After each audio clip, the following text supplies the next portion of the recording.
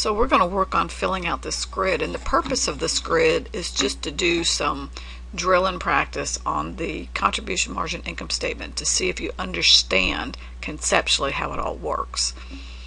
And we'll start with A, and it gets gradually more difficult as we move from A through E. So let's start over here at A. The sales less the variable costs equal the contribution margin. So 112 minus whatever's in here gives you contribution margin. So the difference between these two numbers must be what goes in here, and you can check it. 112 minus 67, see if you get 45, and if you didn't, then you've got to go back. Operating profit is your contribution margin minus your fixed cost. So there we have the first one, and this is all in dollars. We often express contribution margin in percent. And so it's a split between how much of it is variable cost and the remainder being contribution margin. So if variable costs are 50%, the contribution margin is 50% because they add up to 100. If variable costs are 80%, the contribution margin is 20%, and so forth. So when we move into B and they tell us that the variable cost is 30% of sales, that means the contribution margin must be 70% of sales, the remainder.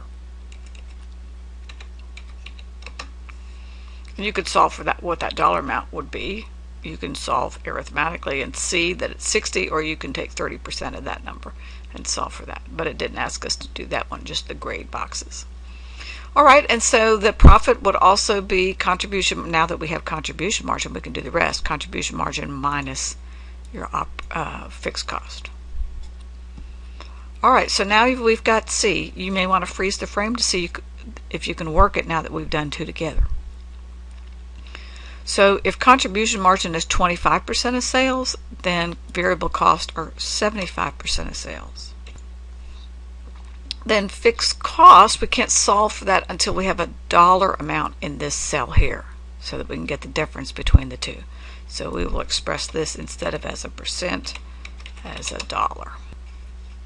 And so now we can figure out the fixed cost, because that would be the difference between the profit and the contribution margin. All right, now we got a little bit more of a puzzle in D.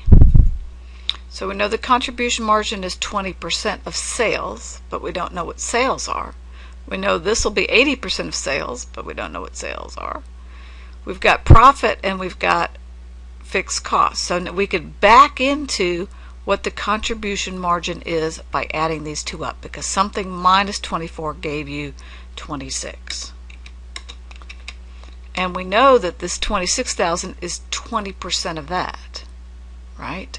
So we can solve for this. So here I've done a little analysis. We know that 20% of sales is 26,000. So that would be 0.2x, if x is sales, equal 26,000. We can divide both sides by 0.2. We get x is 26,000 divided by 0.2.